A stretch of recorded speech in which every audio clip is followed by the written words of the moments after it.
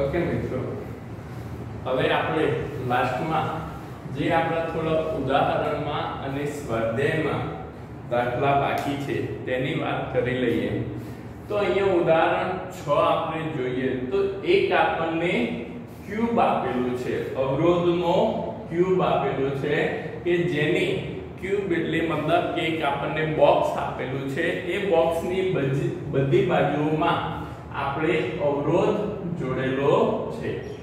એ બાજુ પર રહેલા અવરોધનું મૂલ્ય આપણને 1 ઓહ્મ આપેલું છે અને આ જે આપણને ક્યુબ આપેલો છે એ ક્યુબના બે સામસામેના છેડાઓ મતલબ બે ના વિકર્ણોને એક 10 વોલ્ટની બેટરી સાથે જોડેલ છે.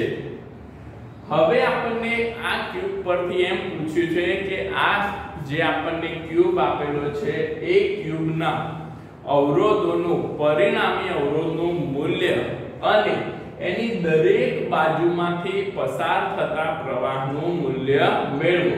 જેમ મતલબ કે આ AB બાજુમાંથી પસાર થતો પ્રવાહ, BC બાજુમાંથી પસાર થતો પ્રવાહ, આ CD બાજુમાંથી પસાર થતો પ્રવાહ, AE માંથી પસાર થતો પ્રવાહ, એમ જેટલી આપણને બાજુઓ આપેલી છે એ બાજુમાંથી પસાર થતો પ્રવાહનું મૂલ્ય આપણને પૂછ્યું છે. તો મિત્રો આવો જ્યારે આપણને ક્યુબ વાળો દાખલો આવે તો આકૃતિ જોઈને ગભરાઈ જવાની જરૂર નથી. આ ક્યુબ વાળો દાખલો IMP છે, ઘણીવાર આપણને પૂછાય છે અને ઘણો સરળ પણ છે. તો અહીંયા આપણે જોઈએ તો આપણે આખો જે ક્યુબ છે એ ક્યુબને સામસામેની બાજુઓ વિકર્ણોથી આપણે જ્યારે એને 10 વોલ્ટની બેટરી સાથે જોડી દઈએ, અવરોધ છે મતલબ કે 10 વોલ્ટની બેટરી સાથે જોડતા ધન છેડામાંથી I જેટલો પ્રવાહ બેટરીમાંથી પસાર થશે. મિત્રો ખાસ વસ્તુ ધ્યાનમાં રાખજો કે કરંટનું વિભાજન કઈ રીતે થાય છે. એકવાર જો પ્રવાહનું વિભાજન તમે સમજી ગયા તો પછી ઈઝીલી આપણે આ દાખલો સોલ્વ કરી શકીએ છીએ. તો હવે જુઓ તો બેટરીમાંથી કેટલો પ્રવાહ પસાર થાય છે, I જેટલો પ્રવાહ નીકળે છે જે જંક્શન A આગળ 1 2 અને 3 અવરોધોમાં વિભાજિત થશે. મતલબ કે અહીંયા જંક્શન આગળ 3 અવરોધો, એ જંક્શન આગળ આ I પ્રવાહ અંદર દાખલ થાય છે અને આ 3 AB બાજુમાં, AD બાજુમાં અને EE બાજુમાં પ્રવાહ વિભાજિત થાય છે. હવે અહીંયા પ્રવાહ વિભાજિત થતો હોય તો ત્રણેય અવરોધના મૂલ્યો તો કેવા છે મિત્રો? સમાન છે. હવે અવરોધના મૂલ્યો સમાન હોય તો પ્રવાહ પણ કેવો વિભાજિત થશે? સમાન રીતે વિભાજિત થશે. તો મતલબ કે I પ્રવાહ જે A જંક્શનમાં દાખલ થાય છે એ સમાન 3 ભાગમાં વિભાજિત થશે. તો અહીંયા AB બાજુમાં કેટલો થાય? I/3. અહીંયા AD બાજુમાં પણ કેટલો મિત્રો? I/3. અને AE બાજુમાં પણ કેટલો પ્રવાહ? I/3.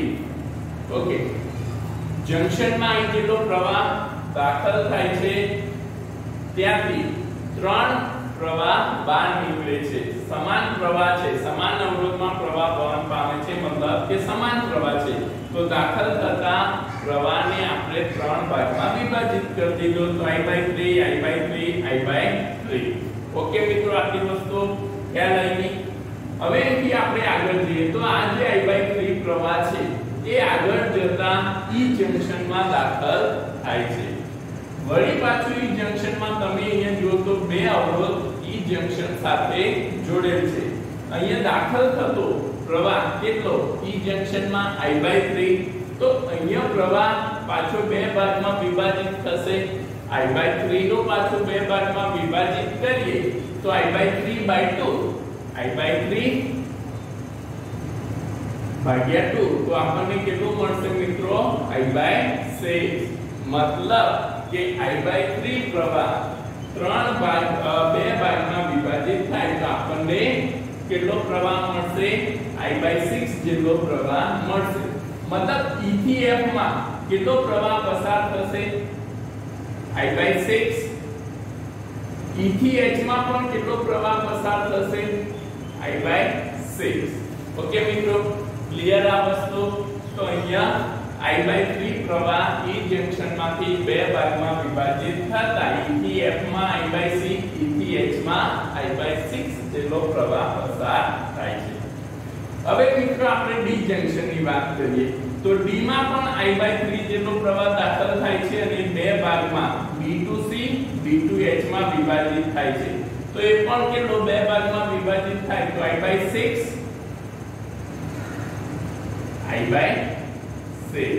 તો બે ભાગમાં વિભાજિત થઈ ગયો. એ જ રીતે મિત્રો અહીંયા B જંક્શનમાં તમે જુઓ તો કેટલો પ્રવાહ દાખલ થાય છે I/3 પ્રવાહ દાખલ થાય છે જે પાછો બે ભાગમાં વિભાજિત થાય છે B to C અને B to F.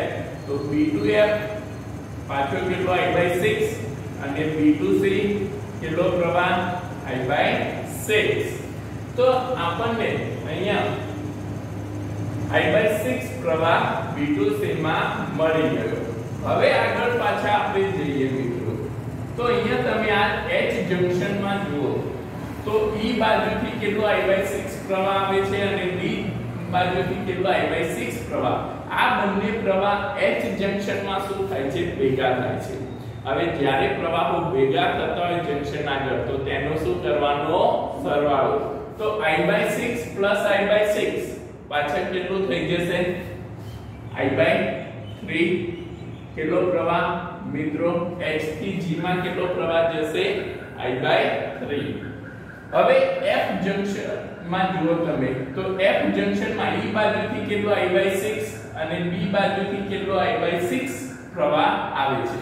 તો પાછો F જંક્શન માં પણ કેટલો પ્રવાહ થઈ જશે F બાજુથી કેટલો જશે તો I/3 I/6 અને I/6.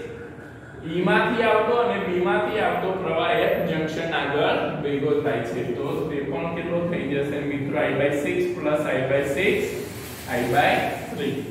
અને એ જ રીતે C જંક્શન આગળ પણ તમે જુઓ તો D માંથી I/6 અને B માંથી I/6 બંને C આગળ ભેગા થાય તો પાછો C માંથી કેટલો પ્રવાહ જશે I/3 જેટલો પ્રવાહ જશે. હવે મિત્રો તમે જંક્શન G ની વાત કરો તો જંક્શન G માં શું થાય છે તો જંક્શન G માં H માંથી પણ પ્રવાહ આવે છે F માંથી પણ પ્રવાહ આવે છે અને C માંથી પણ પ્રવાહ આવે છે. મતલબ જંક્શન G આગળ ત્રણ પ્રવાહો I/3 I/3 અને I/3 ભેગા થાય છે. ત્રણેય પ્રવાહો જંક્શન આગળ ભેગા થતા હોવાથી ત્રણેય પ્રવાહોનો શું થશે સરવાળો. તો I/3 plus I/3 plus I/3 ત્રણેયનો સરવાળો કરીએ તો આપણને કેટલો પ્રવાહ મળે મિત્રો I જેટલો પ્રવાહ મળે. મતલબ કે G જંક્શન માંથી I જેટલો પ્રવાહ બહાર નીકળીને પાછો ક્યાં જાય છે બેટરીના ઋણ છેડામાં દાખલ થાય છે. હવે મિત્રો જુઓ તો બેટરીના ધન છેડામાંથી આપણે કેટલો પ્રવાહ બહાર નીકાળ્યો હતો I જેટલો અને ઋણ છેડામાં પાછો કેટલો આપ્યો I જેટલો. મતલબ કે જ્યારે પણ આપણને આવું ક્યુબ વાળું નેટવર્ક જ્યારે પણ આપ્યું હોય ત્યારે તમારે પ્રવાહનું વિભાજન ખાસ ધ્યાનમાં રાખવાનું છે. એકવાર તમારું પ્રવાહનું વિભાજન થઈ ગયું તો સરળતાથી આપણે કિર્ચોફના નિયમનો ઉપયોગ કરીને એને સોલ્વ કરી શકીએ છીએ. તો અહીંયા આપણે પ્રવાહનું વિભાજન કરી દીધું. હવે એમાં શું ધ્યાન રાખવાનું છે કે જેટલો પ્રવાહ તમે અહીંથી આ જે નેટવર્ક આપણને આપેલું છે એમાં દાખલ કરો એટલો જ પ્રવાહ નેટવર્કમાંથી બહાર નીકળવો જોઈએ. મતલબ કે જેટલો પ્રવાહ નેટવર્કમાં દાખલ થાય છે એટલો જ પ્રવાહ નેટવર્કમાંથી બહાર નીકળે છે. જો એટલો જ પ્રવાહ બહાર નીકળતો હોય મતલબ કે આપણે જે પ્રવાહનું વિભાજન કર્યું છે તે બરાબર કરેલું છે. તો અહીંયા આપણે પ્રવાહનું વિભાજન થઈ ગયું મિત્રો. હવે આપણે આને સોલ્વ કરીએ તો પહેલા આપણને શું મેળવવાનું કીધું છે પરિણામી અવરોધ મેળવવાનું કીધું છે. તો હવે એક વસ્તુ ધ્યાનમાં રાખો પ્રવાહ ક્યાંથી દાખલ થાય છે A માંથી પ્રવાહ ક્યાંથી નીકળે છે G માંથી. મતલબ કે A થી G વચ્ચે જો આપણે કિર્ચોફનો કરંટનો નિયમ લગાડીએ ઓકે કિર્ચોફનો બીજો નિયમ આપણે લગાડીએ તો આપણને એમાંનો પરિણામી અવરોધ મળી જાય. તો અહીંયા પરિણામી અવરોધ મેળવવા માટે કિર્ચોફના નિયમ પરથી અહીંયા જોઈએ તો A થી G પર લૂપ લગાડતા અહીંયા તમે જોઈ શકો છો A થી E, E થી H, H થી G અને પાછો બેટરીમાં આવે છે. તો અહીંયા આપણને A, E, H, G અને EMF માં લૂપ લગાડતા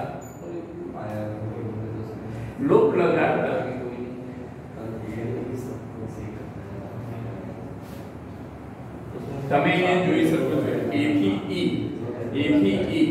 કેટલો પ્રવાહ પસાર થાય છે I/3 અને આ અવરોધને આપણે R ધારી લઈએ અને આપણે દરેક અવરોધ છે ને R સંજ્ઞા લઈ લઈએ તો loop લગાડતા -I/3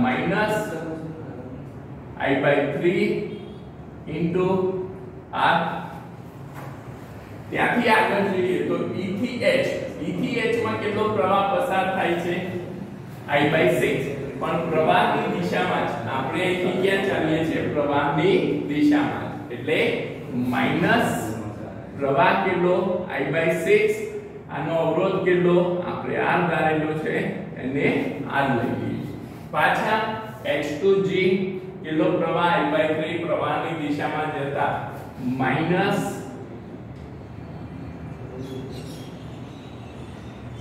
I/3 into R. G2 બેટરીમાં અહીંયા જોઈએ તો બેટરીમાં માઈનસ થી પ્લસ બાજુ જતા આપણને શું મળશે plus epsilon EMF equals to 0.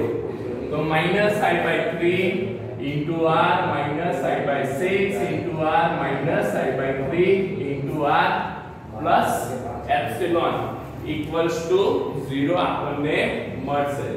તો અહીંયા આપણે જોઈએ મિત્રો તો I/3 minus I/6 minus I/3 નો આપણે લસા લેતા -5/6 IR કાં તો તમે સિમ્પલી અહીંયા લસા લઈને પણ સોલ્વ કરી શકો છો. 3 6 3 છે તો 2 -2 IR by 6 minus IR by 6 minus 2 IR by 6 equals to EMF ને પેલી બાજુ લઈ જતા માઈનસ EMF આપણને મળશે. તો આ આપણને -5 IR by 6 equals to minus epsilon મળશે. માઈનસ માઈનસ પ્લસ તો epsilon by I equals to R equivalent આપણે લઈએ I ને અહીંયા છેદમાં લઈ લેતા epsilon by I minus minus cancel તો 5 R by 6 તો R equivalent equals to R બરાબર 1 ઓહ્મ. અહીંયા આપણને દરેક અવરોધનું મૂલ્ય કેટલું આપેલું છે 1 ઓહ્મ આપેલું છે તો R બરાબર 1 ઓહ્મ મૂકતા 5/6 ઓહ્મ આપણને પરિણામી અવરોધ મળશે. તો આ જે ક્યુબ છે એ ક્યુબનો પરિણામી અવરોધ આપણને 5/6 ઓહ્મ મળે છે. હવે મિત્રો આને આપણને પરિણામી અવરોધ મળી ગયો તો એના પરથી આપણે પ્રવાહ I મેળવી શકીએ. I બરાબર શું છે એપ્સિલોન અપોન પરિણામી અવરોધ R ઇક્વિવેલેન્ટ. તો એપ્સિલોન કેટલો આપણને આપેલો છે 10 ભાગ્યા પરિણામી અવરોધ આપણને કેટલો આપ્યો છે 5/6. તો આપણો પ્રવાહ I આપણને 12 એમ્પિયર મળશે. તો કુલ પ્રવાહ જે બેટરીમાંથી નીકળે છે એ તમને 12 એમ્પિયર મળે છે. તો તમે દરેક બ્રાન્ચનો પ્રવાહ જેમ કે AB છે AB AE AD અને FG CG અને Hg. તો એ 6 એ 6 પ્રવાહ આપણને શું આપેલા છે I/3 મતલબ કે AB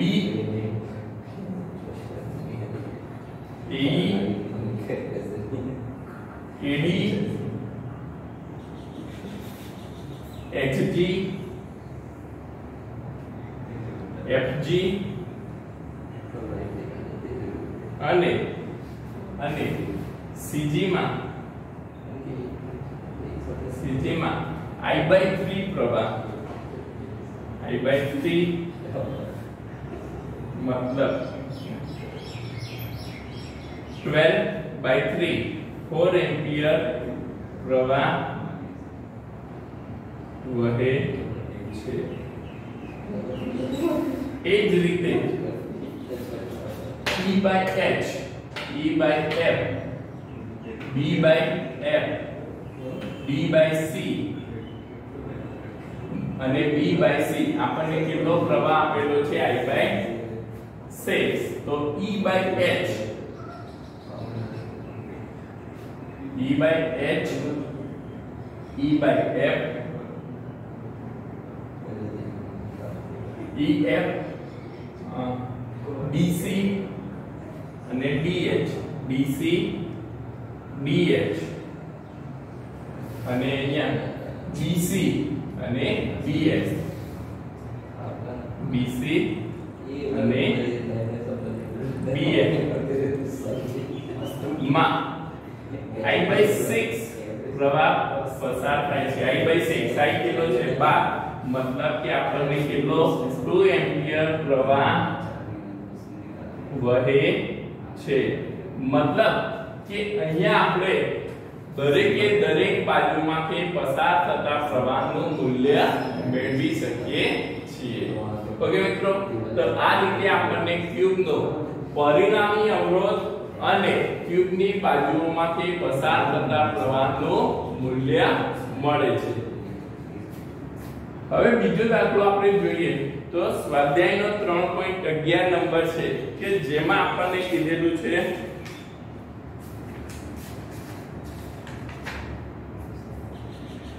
કે 8 વોલ્ટ EMF ધરાવતી બેટરી કે જેનો આંતરિક અવરોધ 0.5 ઓહ્મ છે તેને 120 વોલ્ટના સપ્લાયથી ચાર્જ કરવામાં આવે છે અને તેની શ્રેણીમાં 15.5 ઓહ્મ અવરોધ જોડવામાં આવે છે. તો તેનો ટર્મિનલ વોલ્ટેજ જે આપણને બેટરી આપેલી છે એ બેટરીનો ટર્મિનલ વોલ્ટેજ આપણને શોધવાનું કીધું છે. બીજો આપણને પૂછ્યું છે કે આ જે શ્રેણી અવરોધ જોડેલ છે એ શ્રેણી અવરોધ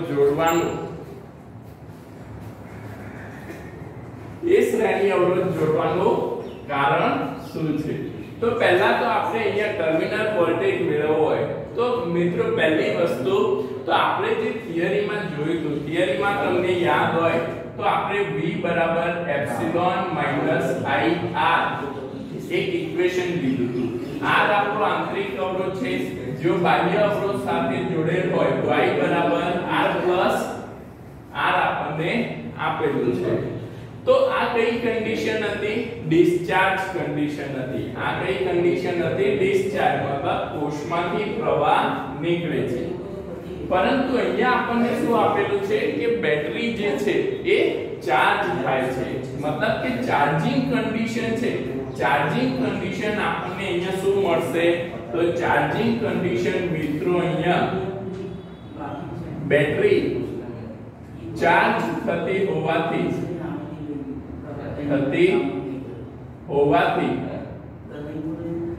આપણને V બરાબર epsilon plus I into R plus R. તમે અહીંયા જોઈ શકો છો ડિસ્ચાર્જ હોય તો minus I R plus R આપણે લઈએ છીએ, જ્યારે ચાર્જિંગ કન્ડિશનમાં plus I into R plus R આપણે લેવું પડે.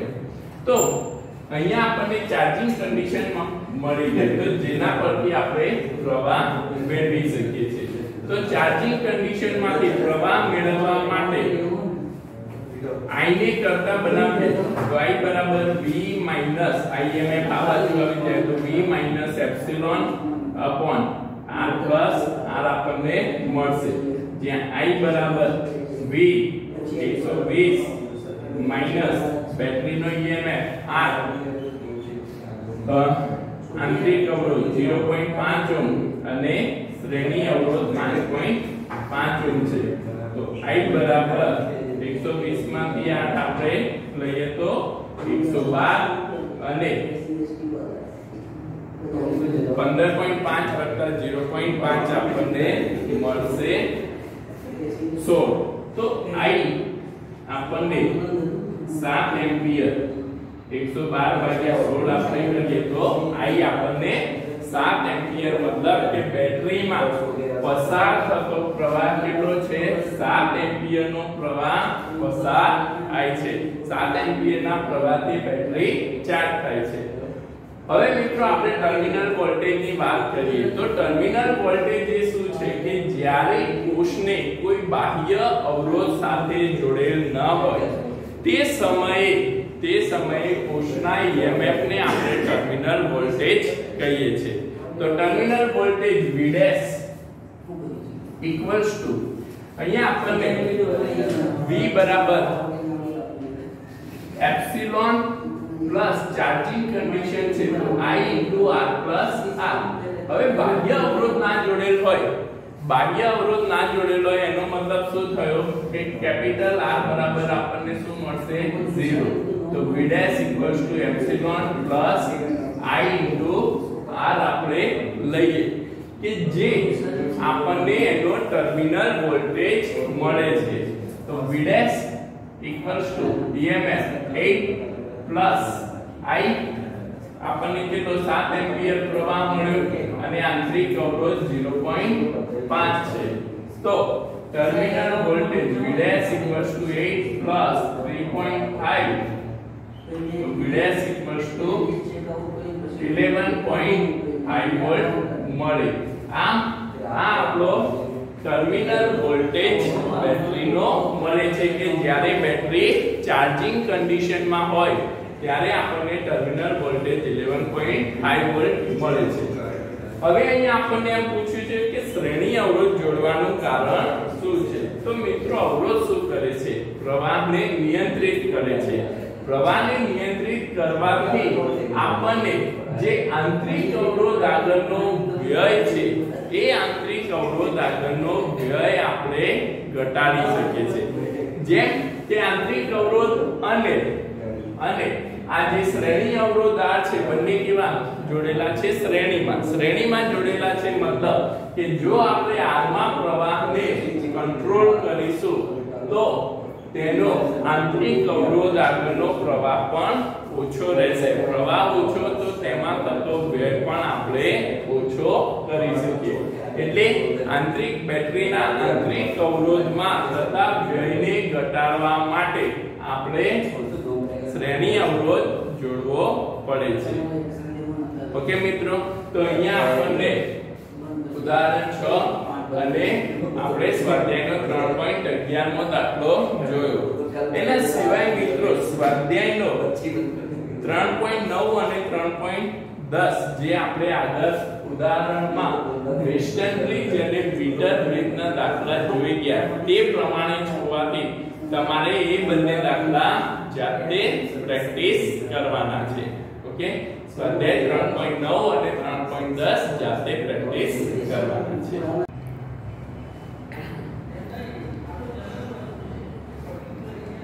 ઓકે મિત્રો આપણે અહીંયા જોઈએ ઉદાહરણ 3.7 તો ઉદાહરણ 3.7 માં આપણને એક વિદ્યુત પરિપથ આપેલો છે તે વિદ્યુત પરિપથમાં આપણને જુદા જુદા પ્રવાહ દર્શાવેલા છે કે કઈ બ્રાન્ચમાંથી કેટલો પ્રવાહ પસાર થાય છે તે આપણને આપેલું છે અને અહીંયા આપણને બે બેટરી આપેલી છે 10 વોલ્ટ EMF અને 5 વોલ્ટ EMF ધરાવતી બેટરી આપી છે અને જે પ્રમાણે આપણે અહીંયા જોઈ શકીએ છીએ કે આ જે પરિપથ છે એ પરિપથમાં I1 I2 અને I3 પ્રવાહ વહન પામે છે તો એ પ્રવાહના મૂલ્ય મેળવવાનું કીધું છે આપણને મતલબ કે એના બ્રાન્ચમાંથી વહન પામતા પ્રવાહનું મૂલ્ય મેળવવાનું કીધું છે। તો પહેલા તો મિત્રો આપણે અહીંયા કિર્ચોફના નિયમનો ઉપયોગ કરીને A B C A માં લૂપ લગાડતા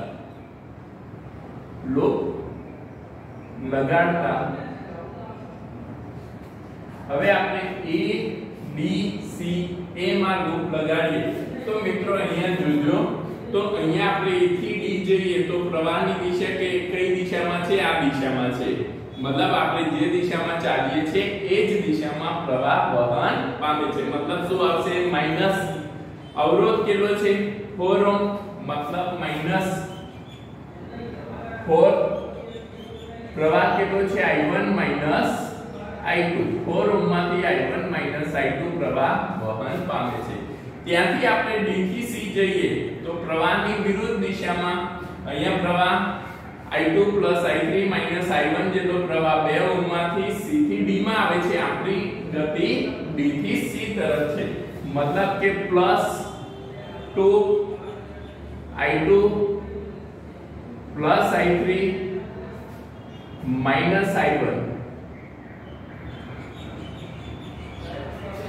હવે C થી A જઈએ તો અહીંયા 1 ઓહ્મ માંથી I1 જેટલો પ્રવાહ આપણી ગતિની દિશામાં છે मतलब કે -I1 અને મિત્રો અહીંયા આપણે જોઈએ તો બેટરી પણ આપણા પાથમાં આપણે માર્ગમાં આવે છે તો માઈનસ થી પ્લસ બેટરી જતા આપણને પ્લસ 10 વોલ્ટ મળશે બરાબર 0 તો અહીંયા આપણે જોઈએ તો આ જે પરિબળ છે પ્લસ 10 વોલ્ટ એને આપણે minus 4 I1 minus I2 plus 2 I2 plus I3 minus I1 બરાબર minus 10 આપણે લઈએ હવે બધામાંથી માઈનસ કોમન લઈએ આપણે અહીંયાથી માઈનસ 12 લઈએ તો બંને બાજુ માઈનસ માઈનસ શું થઈ જશે કેન્સલ થઈ જશે तो माइनस ने कैंसिल करता माइनस वडे गुणी नाखता minus minus plus I1 minus I2 minus plus minus minus 2 I2 plus I3 minus I1 plus I1 बराबर 10 હવે આપણે આને સાદુરૂપ આપીએ તો 4I1 minus 4I2 minus 2I2 minus 2I3 plus 2I1 plus I1 बराबर 10 હવે I1 જોઈએ તો 4I1 plus 2I1 plus I1 तो 7 I1 minus I2 तो 6I2 minus 6I2 અને minus 2I3 બરાબર 10 આપણને મળશે જેને આપણે સમીકરણ 1 આપી દઈએ ઓકે મિત્રો હવે આપણે જોઈએ તો બીજી લૂપ આપણે લઈએ અહીંયા A B C A A B C A માં લૂપ લગાડતા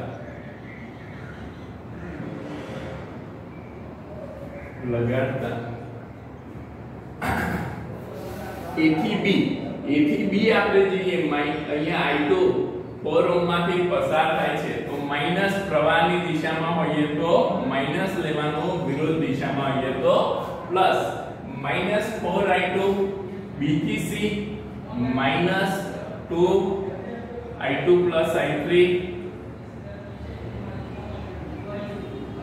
અને C થી A I1 પ્રવાહ જાય છે તો minus I1 અને plus 10 બરાબર 0.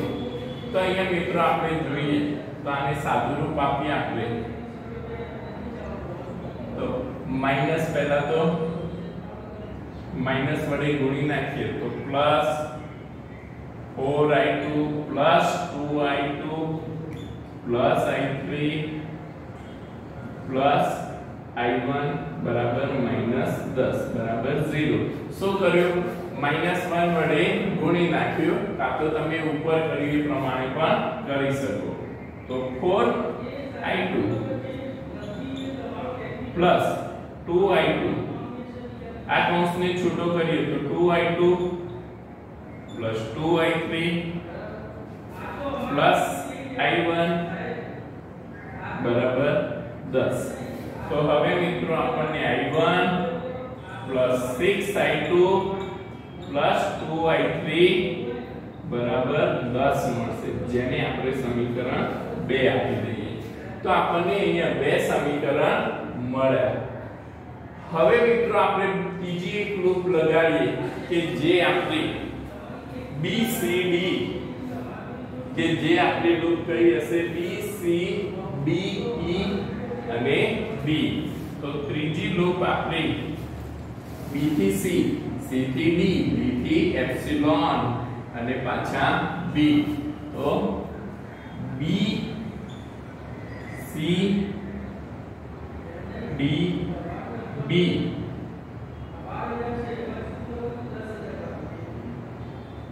માં લૂપ લગાડતા તો B C D અહીં થઈ બેટરી 5 વોલ્ટની બેટરીમાં થઈને B માં આપણે લૂપ લગાડીએ તો B થી C પ્રવાહની દિશામાં તો -2 અહીંયા કેટલો પ્રવાહ પસાર થાય છે i2 i3 પ્રવાહ પસાર થાય છે તો i2 i3 -2 i2 i3 i1 અને માઈનસ થી પ્લસ 5 બરાબર 0 આપણને મળશે. તો જ્યાં એનું સાદુરૂપ આપણે આપીએ માઈનસ વડે ગુણી નાખીએ તો 2i2 i3 plus 2i2 i3 -1 અને -5 બરાબર 0. શું કર્યું? તો આ સમીકરણને -1 વડે ગુણી નાખ્યું. હવે આપણે જોઈએ મિત્રો તો 2i2 2i3 plus 2i2 plus 2i3 -2i1 બરાબર 5. તો અહીંયા આપણે મિત્રો જોઈએ તો -2i1 2i2 2i2 4i2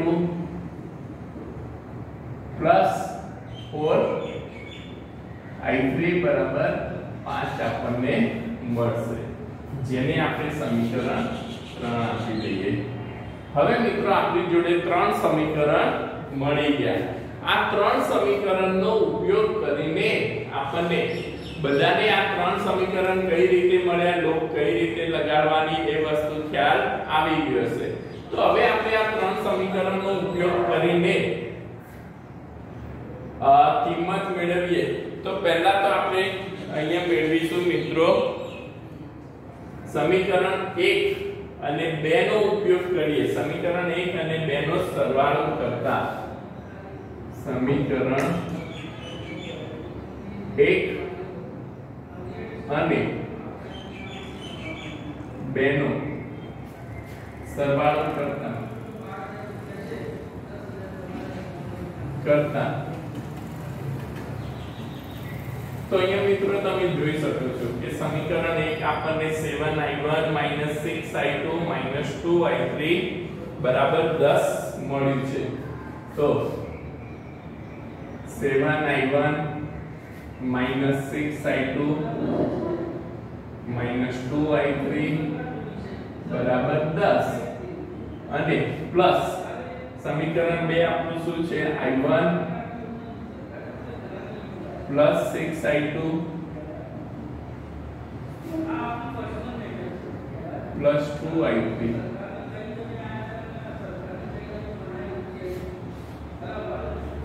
તો અહીંયા આપણે આનો સરવાળો કરીએ તો આ કેન્સલ થઈ જશે આ કેન્સલ થઈ જશે 8i1 બરાબર અહીંયા 20 મળશે તો i1 બરાબર આપણને શું મળશે મિત્રો તો 20/8 5/2 એમ્પિયર આપણને i1 પ્રવાહ મળશે તો i1 પ્રવાહ આપણને મળી ગયો 5/2 એમ્પિયર હવે જોઈએ આપણે મિત્રો સમીકરણ એ જ રીતે સમીકરણ 1 અને સમીકરણ 2 અને 3 ને ઉમેરતા 2 અને 3 ને નો સરવાળો આપણે અહીંયા મિત્રો જે રીતે આપણને સમીકરણ આપ્યા હોય અને જે કેન્સલ થતા હોય એ વસ્તુ જોઈને આપણે અહીંયા તેનો ઉપયોગ કરી શકીએ છીએ તો સમીકરણ 2 અને 3 નો સરવાળો કરીએ તો અહીંયા સમીકરણ 2 i1 plus 6i2 plus 2i3 બરાબર 10 અને minus 2i1 plus 4i2 plus 4i3 equals to 5 આપણે મળે છે તો જે આપણને minus i1 plus 10i2 plus 6i3 equals to 15 મળશે તો જેના પરથી આપણે i1 ની કિંમત આપણને ખ્યાલ છે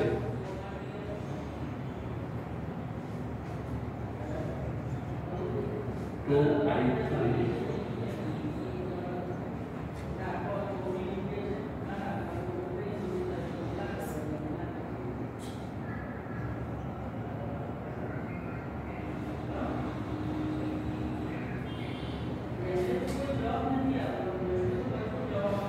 ઓકે મિત્રો અહીંયા આપણે આને સમીકરણ 2 છે એને 2 વડે ગુણી નાખીએ તો ને અહીંયા i2 ની કિંમત મળી જશે તો 2 વડે ગુણી નાખતા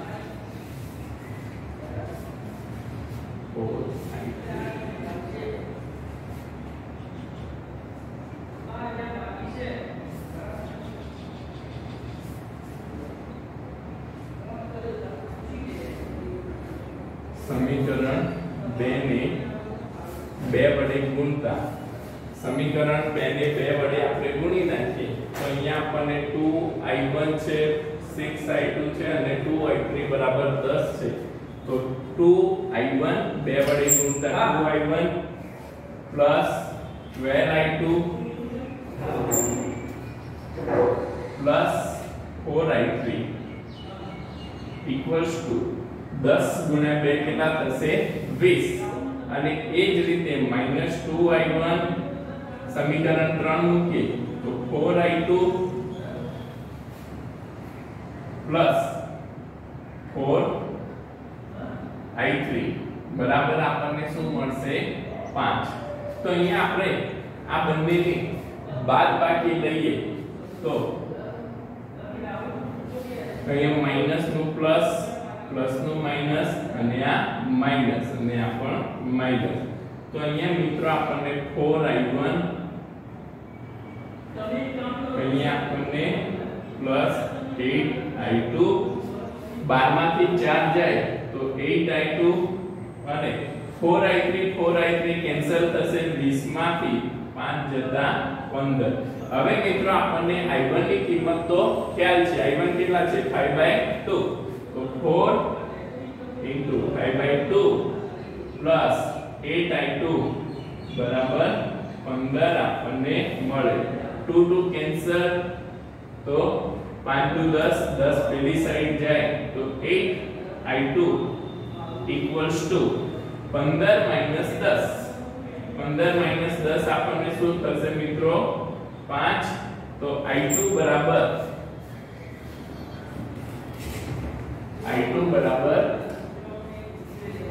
5/8 આપણને મળશે 5/8 એમ્પિયર. i1 i2 ની કિંમત આપણને ખ્યાલ હોવાથી સમીકરણ 1 માં i1 i2 ની કિંમત મૂકી દઈએ તો આપણને અહીંયા i3 ની કિંમત મળી જશે. સમીકરણ 1 અને સમીકરણ 1 માં i1 અને i2 મૂકતા